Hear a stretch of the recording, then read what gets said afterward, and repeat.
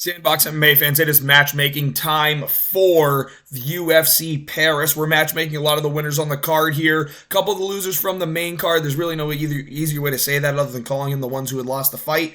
But we're going to be matchmaking, giving you a rough timeline where I'd like to see everyone fight as well. And without further ado, I'm not going to do this crazy long intro. Let's just get right into it.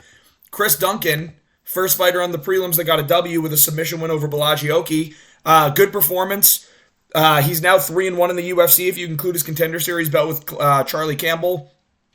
This guy's starting to work up the rankings. The one who I wanted to fight, Jordan Vucenic. I think this is a really good matchup. Two guys from closer to that UK region. Both at 155. Now, I know Vucenic has fought at 45 before coming to the UFC, but he did fight Guram Kutaladze at 55, and in an interview, he did say he wanted to stay at 155. He had a close fight with Guram Kutaladze. I don't think you can put him really down as a fight in the rankings. I think Chris Duncan's a fair matchup for Vucenic. I think Vucenic is a fair matchup for Chris Duncan working his way up the rankings. He did just beat Balagioki, who has only had one other fight in the UFC, but didn't really have as big of a regional name as Jordan Vucenic has. I think this is a great matchup to make, and I think you can do this on the prelims of UFC 310.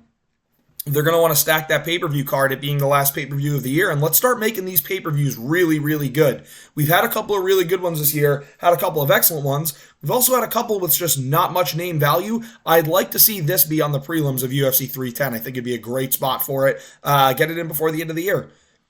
And Chris Duncan had a quick win, so it's a quick, easy turnaround for him. Didn't take much damage. Jacqueline Cavalcanti got another win, her second win in like a month and a half.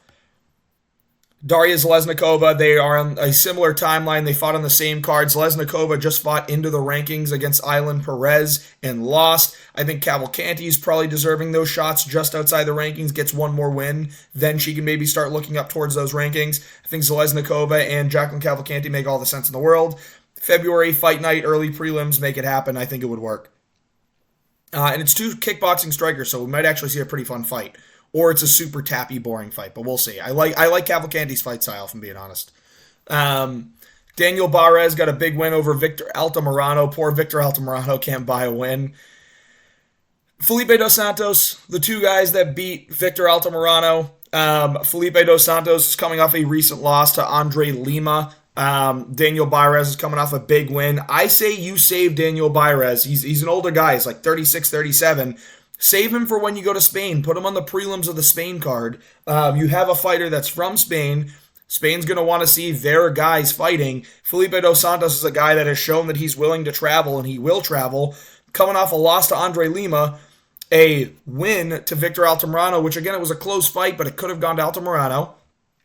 So he's got to continue to look down in these rankings here. I think Daniel Barres is a good matchup for him. And if you do this on whenever they go to Spain, hopefully it's February, March. If not, if they're not in Spain by then you put this on a January, February fight night prelims, and then you keep Barres out of that after until he goes to Spain, and you get to kind of find out where he really stands in these rankings. Or I don't want to say rankings, where he really stands in the top 50 at flyweight, 60 maybe. Next up, Aylan Perez, big win over Daria Zalesnikova. In the ranking, she's ranked 15. Give her Yana Santos. Yana Santos is coming off a win over Chelsea Chandler. Not a crazy impressive win, but it is a win over Chelsea Chandler here. She's ranked 10. Aylan Perez is ranked 15. I think this makes all the sense in the world for a matchup. 15 versus 10. Two names that you could really build. Yana Santos, formerly Yana Kuznetsia, but she's married to Thiago Santos, obviously, coming off a win. Aylan Perez coming off a win, ranked 15th. I think you make this fight happen. What am I looking at for my notes here? February fight night prelims. Again, a lot of these you're going to see is going to be February, January, because that's just the timeline that we're looking at. I like to see people make these 5-month turnarounds, 4-month turnarounds. I'd like to see it a lot more often. Wish people fought like Alex Pereira, but I get it. Sometimes you take damage. Aylan Perez didn't take much damage, so I'm okay with this going earlier as well. But I don't think they're all pushing to get in the octagon that quick in this division. So I'm going February fight night prelims. Eating a piece of hair. That's disgusting. Next up, Taylor Lapulus. Big fight, big win. Not that big of a fight. But let's match him up with Chris Gutierrez. I think Lapulus is ready for a just outside the rankings guy, a top 25, top 30 guy at bantamweight. I think this is a good matchup to make. Two guys that are very technical strikers. We probably see a very technical battle. Both use their jabs, both use their low kicks very well. Would be very interested to see how this goes, and the winner of this can start looking up towards those top 20, eventually a rankings fight again. I know that Gutierrez has already been in the rankings, but he's had some moments that haven't looked impressive, and he didn't have that impressive of a performance his last time out against a guy that just made his debut. Taylor Lapulus is winning these fights very, very easily, but not against the highest level comp. Stamen was a good win last time, but I think if you match these two up against each other, it's a good top 30 bantamweight matchup. Do this as a January fight night on the main card. If you do a main card opener of Chris Gutierrez, Taylor Lapulus, with the way that some of these fight nights have been, this is a main card fight, but it's a main card opener or it's a prelim headliner. So something around there in January. Quick turnaround for these guys, for Lapulus here. Want to see him more active.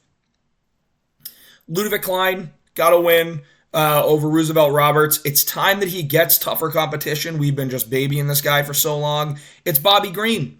Guy just outside the rankings, coming off a loss at lightweight. Think that Bobby Green obviously needed a little bit of time off in July. I think Ludovic Klein's going to take a little bit of time off. He usually does like to take some time in between his fights. And as I'm saying that, I realize he did fight in March and June and now just September. So I guess I'm completely wrong on that statement. But Bobby Green versus Ludovic Klein, I think this is a good just outside the rankings matchup. The winner can start looking at matchups inside the rankings. And this is a hell of a fight. If you do this in the UFC 312 prelims, sick fight. Ludovic Klein, Bobby Green, both two talented lightweights. And it builds name value to that pay-per-view card. It really, really does. And 312 is looking at, it's going to be February. It's going to be 311 January, 312 February I'm looking at. So I'm thinking a February pay-per-view somewhere in the middle of the month, maybe early in the month would be awesome. But if you can make that happen, that's big news for the UFC. Big news for Ludovic Klein. Loving that matchup. Umar Sy, big win over Dawoon Jung. And Modestas Bukauskas also coming off a win against Marcin Prachnio. Think these two guys make all the sense in the world to match up. If you do this on the UFC 311 prelims in January, want to keep Umar Sy active, get him starting to move up those rankings.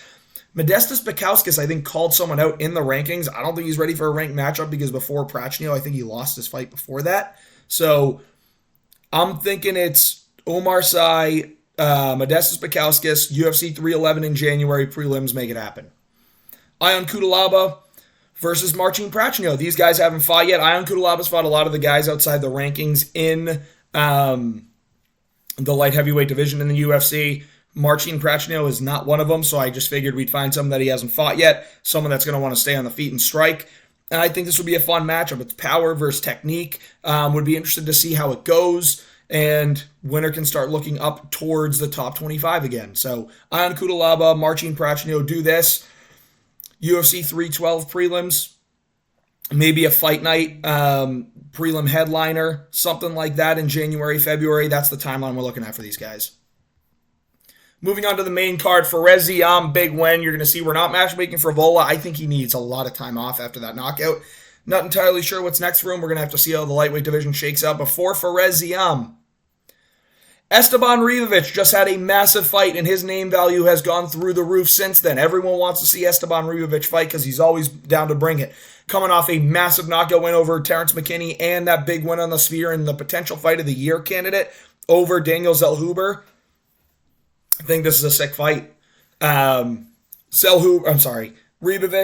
Fares Ziam, UFC fight night, main card in front of a crowd. This would go nuts. Would love to see this as the main card opener in front of a crowd on a fight night in January, February, something around there. Let's keep these guys active, man. If you're not taking a ton of damage, you got to turn around pretty quick. Now, Ribovic took a bunch of damage, so maybe we are looking at that February, maybe March, but this is a fight that should be made. Two bangers of matchups in their past fights, and now let's get them fighting each other. Moving on, Morgan Charrier versus Ricardo Ramos. Ramos coming off a win over Josh Kulabel. Yeah, don't know how much I agree with Ricardo Ramos getting a win in that one, but Ricardo Ramos, and Josh Kulabel went to war in August, and now Morgan Charrier got an easy win here at the end of September. I think this makes all the sense in the world to match up, both coming off wins. January fight night prelims, make it happen. It's as simple as that. It's a good matchup. Kevin Jousset, knocked out by Brian Battle, but he's a fun fighter. He's someone I want to see in that octagon. He might need to take a little bit of time off, but I think a Song Kanan matchup's a good matchup because we have Song Kanan fighting at UFC Macau against Muslim Salikov on November 23rd. I think that fight's going to probably be a pretty interesting one. Probably pretty low output. I'm going to pick Song Kanan to win that fight, though. It just feels like one of these ones he's going to win, and then I'm going to take Kevin Jousset versus Song Kanan. I think is a good fight to make. So you do that one. Again, we're looking at November 23rd of Kanan fighting. Probably going to take a little bit of damage. I'm thinking a March prelim for a fight night. Kevin Jousset, Song Kanan. And moving on, it's time for the Neil Magny matchup for Brian Battle. This guy's beating everyone. He's beating them good. He's a big name. He's someone that we want to push and promote. UFC likes to push the tough guys, and this is one of the only tough fighters that I have a ton of interest in. Myron Santos is obviously up there, but I have a lot of interest in Brian Battle. I think he's very good. I think he's constantly improving, and I think he's a personality that a lot of people really like in the UFC, and a lot of people are going to want to see fight. I think Neil Magny's the matchup to make. Neil Magny is ranked at 15 right now in the welterweight rankings. Don't think he should be ranked. Coming off a bad loss to Michael Morales. He beat Mike Malott, I get it, but Brian Battle, I think, can take Neil Magny. I think he's a good matchup. I'm gonna do this, and this can get Brian Battle into the rankings at number 15 or just outside, depending on when they do this fight. I want a quick turnaround for Brian Battle, man. I want to see this guy in the octagon, January, fight night. Do it on the main card. You can put Neil Magny versus Brian Battle on the main card. It's a good fight. It's one that people are going to tune into. Brian Battle's main card only from now on, all right? Unless it's a pay-per-view, we can do a prelim headliner until he gets in the rankings. But Brian Battle's that dude. Want to see him fight Neil Magny. Moving on. William Gomez is going before Joe Anderson Brito because no one gives a fuck about William Gomez and his boring, lame fight style, soy French bitch. But anyway, now that rant is over, Nathaniel Wood, Frenchman versus Englishman. I think it's the right matchup to make here. Like Nathaniel Wood's style a lot, but I do want to see him get some more finishes. William Gomez is a guy that takes people to decision as well, so we might end up having a pretty technical battle here, but I'm willing to bet Nathaniel Wood kind of brings the fight to William Gomez, maybe makes it a little bit more of a scrap than this Brito fight was. It wasn't not a scrap. It was just, I hate watching William Gomez fight, man. It is what it is. But I think if you do this fight against Nathaniel Wood, what did I think? February fight night prelims, you wait until they go to England again, so that way this fight has a little heat on it. You do it on the prelims of an England card. I think it's a great way to make that fight happen. And we move on. Joe Anderson Brito, Steve Garcia. Tell me this just isn't fireworks. Tell me it's not fireworks. Two top 25 featherweights going at it. Both just bring the fight. Both only want to try and go out there and get finishes. I think this is just going to be an absolute slugfest, absolute war. Someone's going to sleep, and it's going to be violence at its core. Joe Anderson Brito, Steve Garcia. Steve Garcia recently fought, got a win against Kyle Nelson. If you do this on a January fight night main card, I think that gives both guys 4 months, 5 months to really turn around and get on there. This is a main card fight. This is an absolute banger. And Joe Anderson Brito, Steve Garcia, make it happen. Brendan Allen lost. There's only one guy I really want to see Brendan Allen fight right now, and it's Marvin Vettori. There's heat on this matchup, guys. They got in a fight in the casino, and Brendan Allen literally just socked Marvin Vettori in the mouth. Tell me this fight doesn't need to happen now. They were originally booked for a fight night. Vettori had to pull out because he was hurt. And Vettori doesn't usually pull out a fight, so he's probably actually very hurt. Brendan Allen goes out there, got a win against Chris Curtis, and now he goes to take a fight against Nassourdine Imavov, which he loses. So he stays at the 8th. I think Marvin Vettori is the 7. This screams Apex main event to me, but I think you should put it on a pay-per-view to really be able to sell the pay-per-view based off of some bad blood here. There is bad blood, and you can sell a pay-per-view based off of this. So Brendan Allen, not fully based off of this, I want to say. There's a pay-per-view with a title fight or two, and then you put this on the card as well just to really heat up the press conference. Top 10 middleweights, Brendan Allen, Marvin Vettori, make it happen on like UFC 312 in February, main card. Thinking feature fight or fourth fight down, maybe the main card opener. I think it's a good scrap. Nassourdine Imavov, big win over Brendan Allen. Number 1 contenders fight for him. Caio Borralho, Nassourdine Imavov. This fight needs to happen, and I'm thinking it should happen sometime in March. And the reason I say that, do that on the main event of a the main event of a fight night in March, 5 rounds. The winner gets Dricus du Plessis after Dricus fights Strickland, and the winner of Hamzat versus Whitaker. So what I think is going to happen is Dricus is going to beat Strickland. I think he's going to do it in either December or January, maybe February if they're trying to go to Africa. Then you're going to get Whitaker and Hamzat fighting at the end of October. The winner of that is going to be fighting Dricus after. And I think that'll probably happen sometime around, hopefully it's happening around June, July. And this fight will have already happened in March.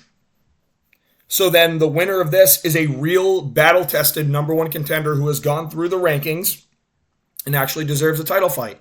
If Caio Borralho wins, it's wins over.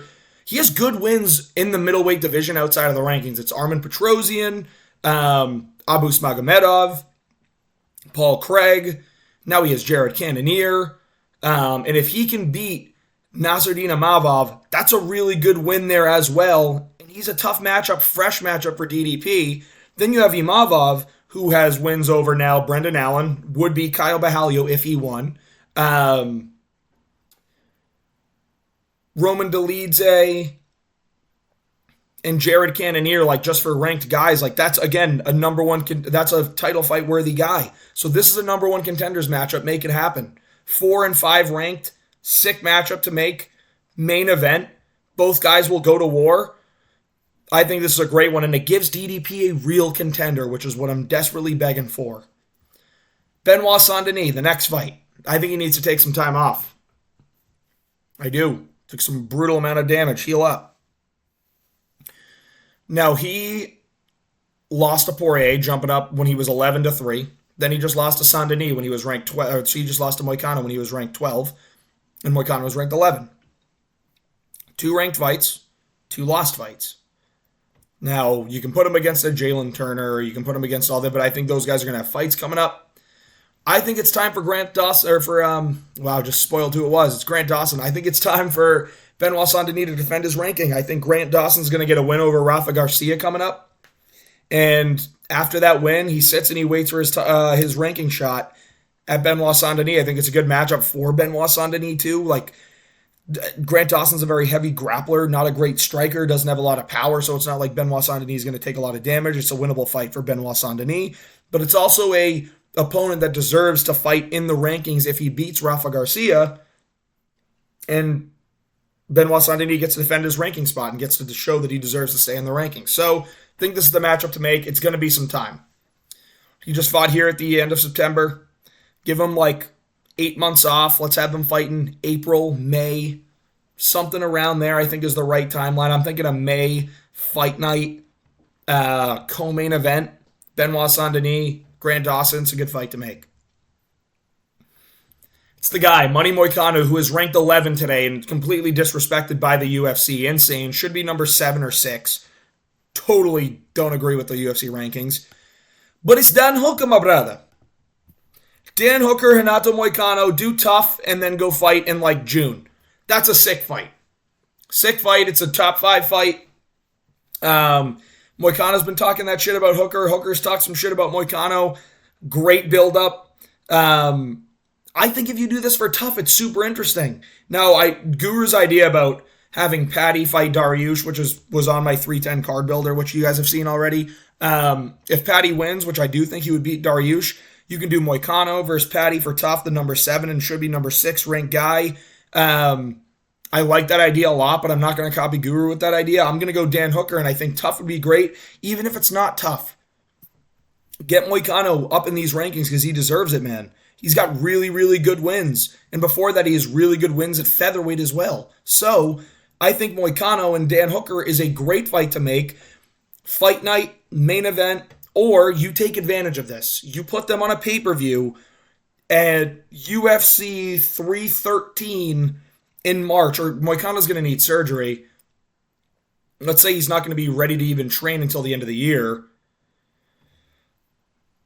Yeah, let's look at an April, May pay-per-view. So UFC 314, 15, 16, put it as a feature fight on it. Dan Hooker versus Renato Moicano. That helps sell the pay-per-view with Moicano doing his Moicano stuff. Dan Hooker's obviously a guy everyone wants to see fight. I think these are the fights to make. If you disagree, let me know. If you agree, let me know. If you think there are better matchups, let me know. I'm always happy to debate it in the comments. Thank you again for watching. If you enjoyed, please like and subscribe.